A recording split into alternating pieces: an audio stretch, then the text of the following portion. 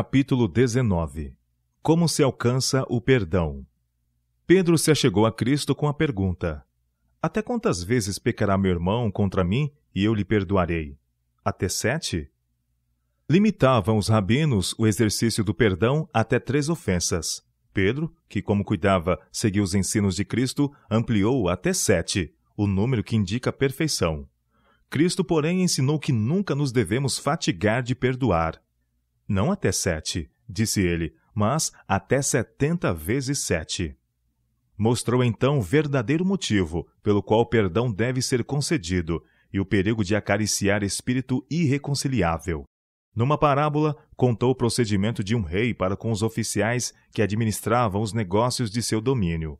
Alguns desses oficiais recebiam grandes somas de dinheiro pertencentes ao Estado. E quando o rei investigava a administração desse depósito, foi-lhe apresentado um homem cuja conta mostrava uma dívida para com seu senhor da imensa soma de 10.000 talentos. Nada tinha ele com que pagar, e segundo o costume, o rei ordenou que fosse vendido com tudo quanto tinha, para que se fizesse o pagamento. Terrificado, porém, o homem prostrou-se aos seus pés e suplicou-lhe, dizendo: Senhor, seja generoso para comigo, e tudo te pagarei. Então o senhor daquele servo, movido de íntima compaixão, soltou-o e perdoou-lhe a dívida. Saindo, porém, aquele servo encontrou um dos seus conservos, que lhe devia 100 dinheiros, e lançando mão dele, sufocava-o, dizendo: Paga-me o que me deves. Então o seu companheiro, prostrando-se aos seus pés, rogava-lhe, dizendo: Seja generoso para comigo, e tudo te pagarei. Ele, porém, não quis, antes foi encerrá-lo numa prisão, até que pagasse a dívida.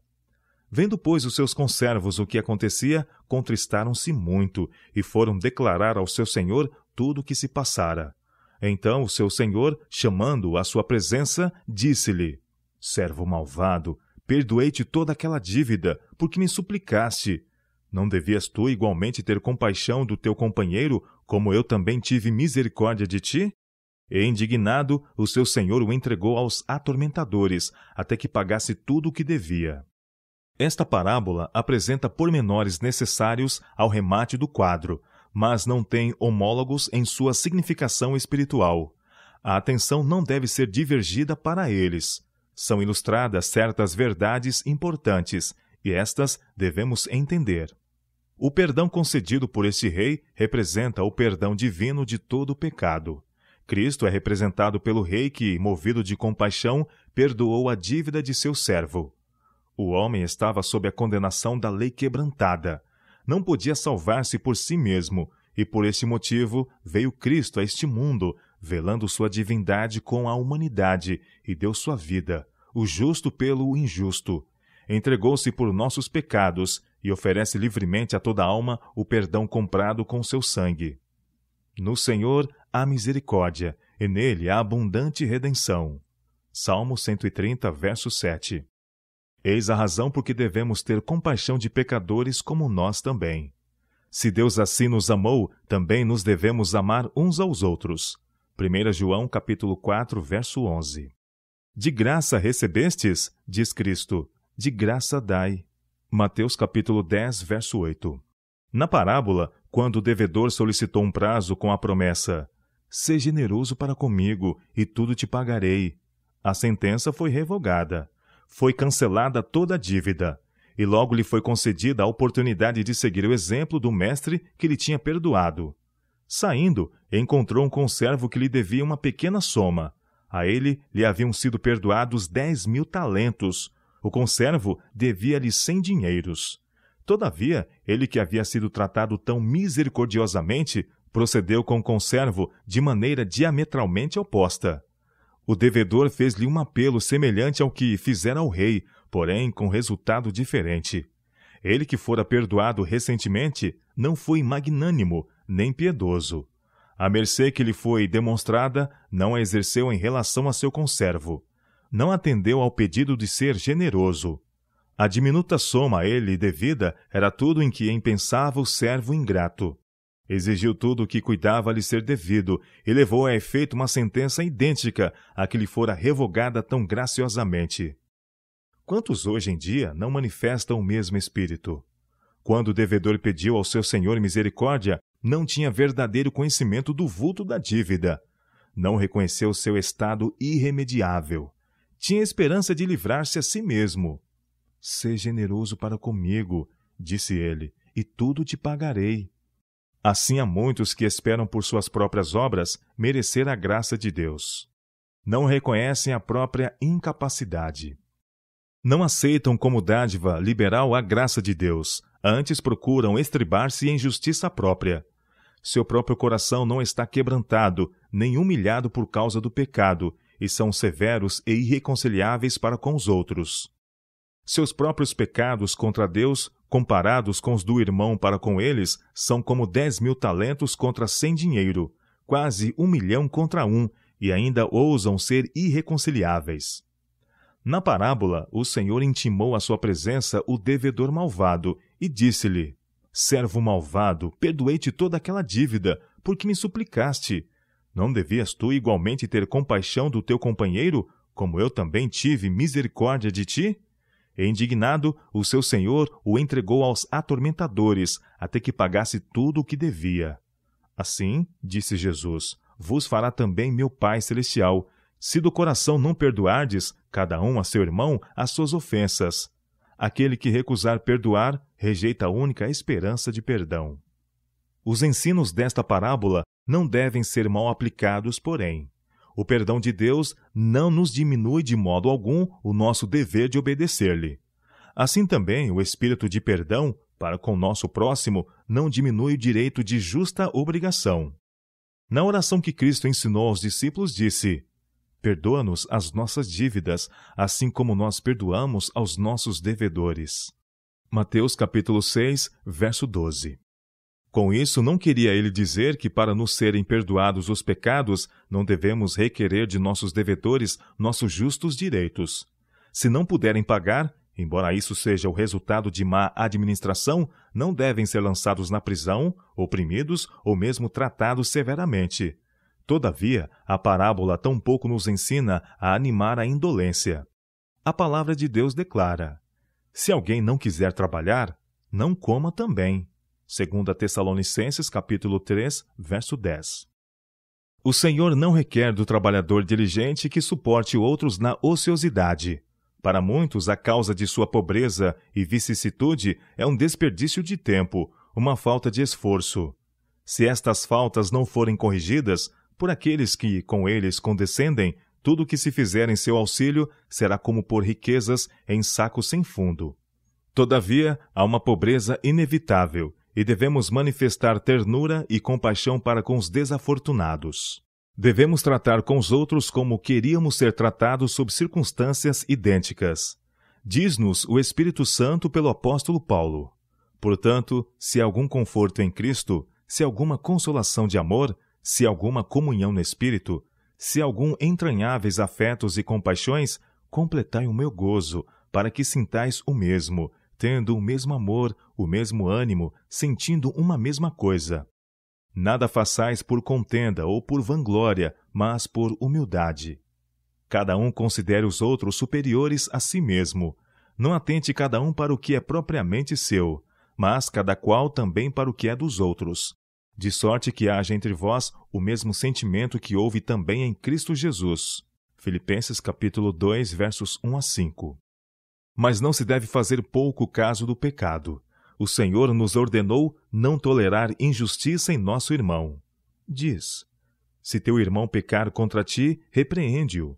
Lucas capítulo 17, verso 3.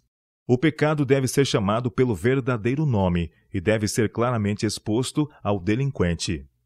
Na admoestação a Timóteo, Paulo diz, por inspiração do Espírito Santo: "Instes a tempo e fora de tempo, redarguas, repreendas, exortes com toda longanimidade e doutrina." 2 Timóteo capítulo 4, verso 2. E a Tito escreve: "Há muitos desordenados, faladores vãos e enganadores. Portanto, repreende-os severamente, para que sejam sãos na fé."